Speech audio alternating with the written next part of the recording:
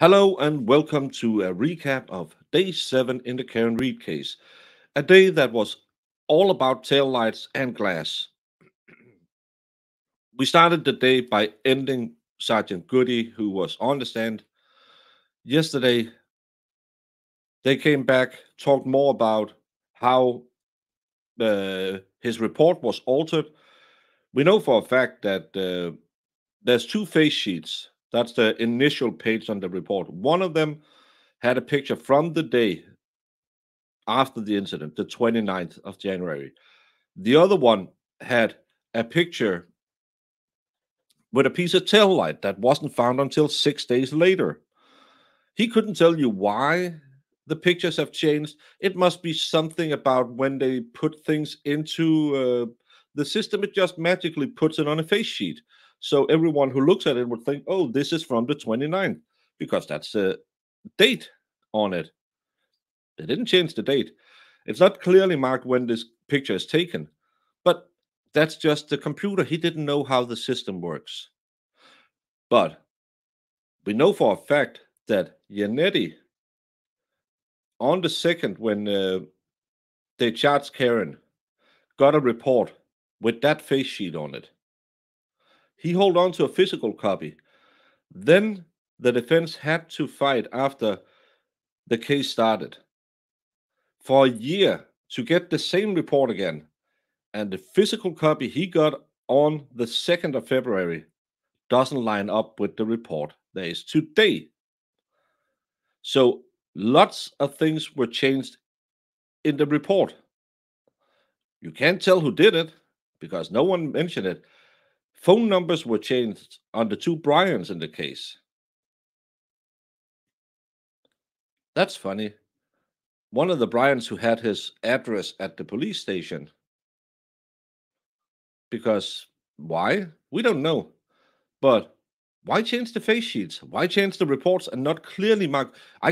He said it was a subsequent report. Yeah, well, then you'll put it in the back of the report and said amended on day this and this. Officer Lang put this and this in. Witness interview that we had forgotten we had. You put that in and date that you had added it to the report. No, factual stuff in the report, we know from the first to the one we have today, has been changed. We didn't really get that on scene yesterday, but it's something that all the internet sleuths have talked about for a long time, which again shows you can't trust anything from the Canton PD. We also learned that everyone who could get into the police station can go into the temporary evidence locker. We learned that the evidence never ever got signed into an evidence locker. It didn't get a tag. It didn't get tape on it. Sergeant Lang, Lieutenant Lang today, because even incompetent people get promoted when they work for the civil services. He uh, he stated that, well, I put the solo cups in a brown paper bag, evidence bag, and then they showed him the picture of the Stop and Shop bag, and he said, well, it looks like an evidence bag, so I guess I don't know. And they asked him, where's the evidence tape, the red tape? Anyone who have seen more than one trial have seen them with evidence bags. They have seen them with the red tape. Normally, the lowliest patrol copman who finds a pew pew stick or some paraphernalia will have one of those back, put it in, tape it up, write John Johnson, date this case, and put it in evidence. Didn't do that in this one. Then they asked him, would you normally cut the red tape in the middle and then when you're done with it, you put another piece over it and write your name on it so people can see this has been opened? Because maybe a lab tech needs to get to it, do some DNA testing. Then they will close it again with the same type of tape and just write Jimmy Johnson, date, blah, blah, and make sure that you can always tell when that's been tampered with the well, not tampered, handling of the evidence. He said, I don't know how to do it. I don't know. And they asked him, how long have you been a detective? And he's been a detective for almost 3 years, but never ever used a piece of evidence tape, never handled a piece of evidence a day in his life. And pigs can fly, and Grant will be the next president. That's my take on it. There was also that little funny thing about him interviewing all the people in the house in front of each other, because that's how you normally interview witnesses. You say, we don't need to take you one by one to find out if there's any discrepancies. We'll just have a group discussion. Record it. Nah, I'll take some notes. It'll be fine. Why didn't they bring them to the police station? Because they knew these people were supposed to have been out with John the day before.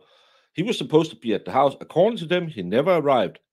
Why don't you separate them and ask them and say, he never entered the house? Are you sure? Because he could have you, were you at the door? Did you see the car? No, no. Just have a good old group meeting and everyone can talk to everyone. In the house of my middle school buddy's big brother. In the house where I previously arrested his little brother with a hit and run case that got dismissed because good old Canton, good old Alberts. In the house of the big brother to the guy, I beat up a guy on the streets. Ended up getting the city of Canton sued because there was a guy who was detained in handcuffs I spat in the face of.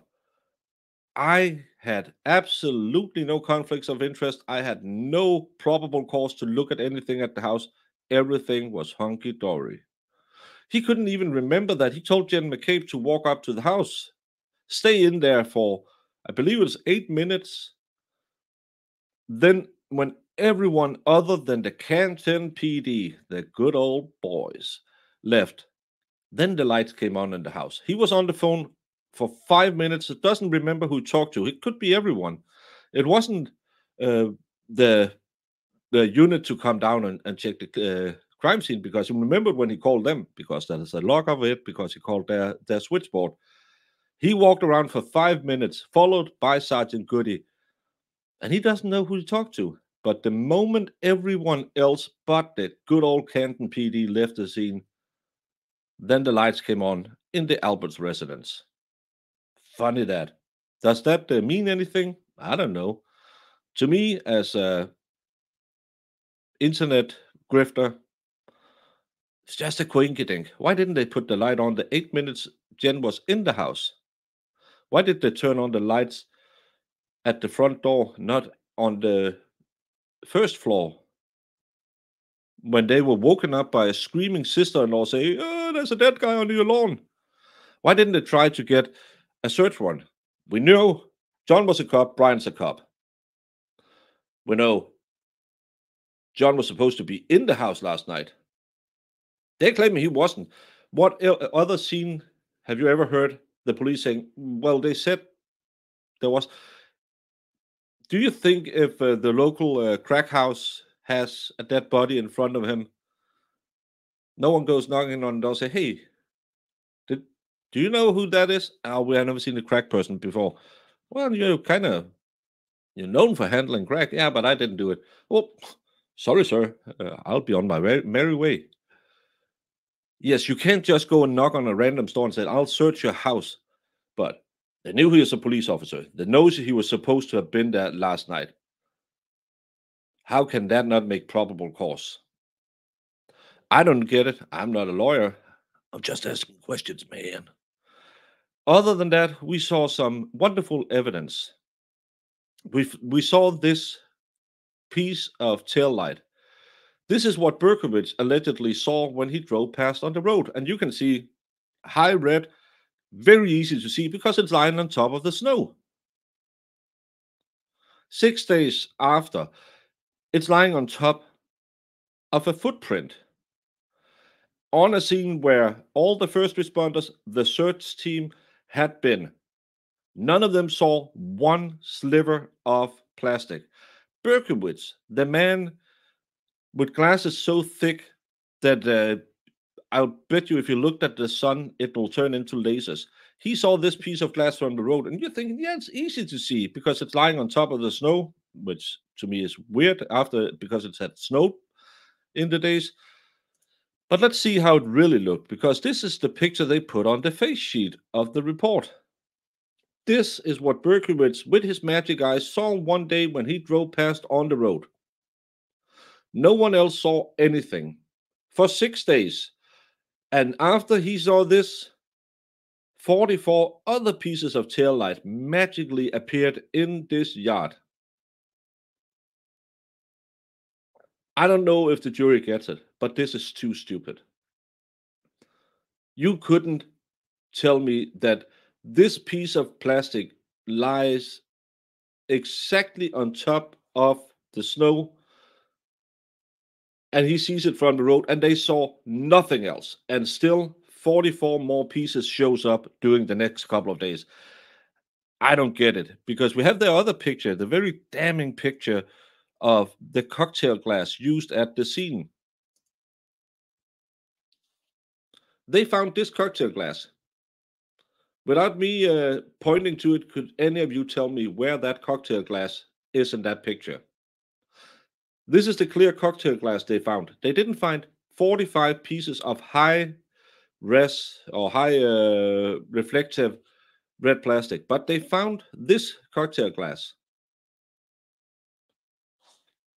I believe it's here. I can't see it without him pointing at it. But this is a cocktail glass. They found that one, but none of the tail light. This cocktail glass was underneath his body. If their theory is the car struck him and threw him up there, the glass, the tail light should be on a higher level than this cocktail glass. You have a broken cocktail glass. Maybe look, go into the house and see if they had the same. No, no, no probable cause at all. The only strong thing yesterday for the state was this picture.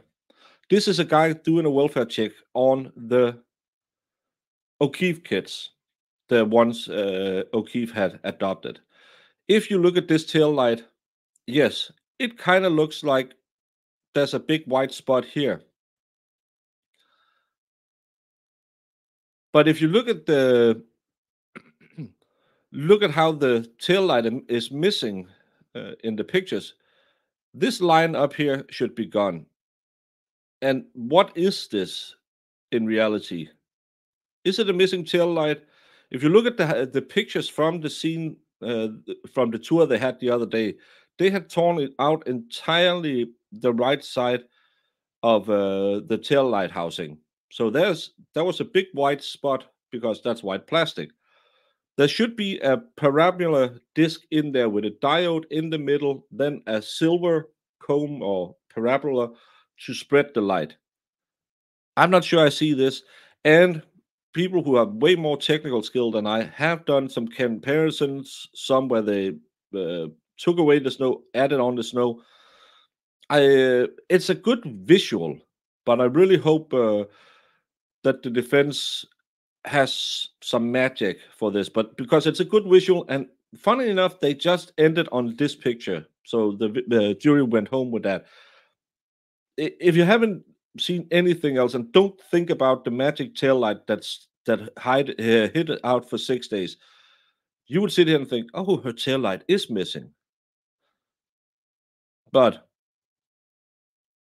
you can do a lot of comparisons. You can go on Twitter. There's I'm not convinced because if you look at John's car, because the angle is different, his right tail light is also more covered than his left tail light.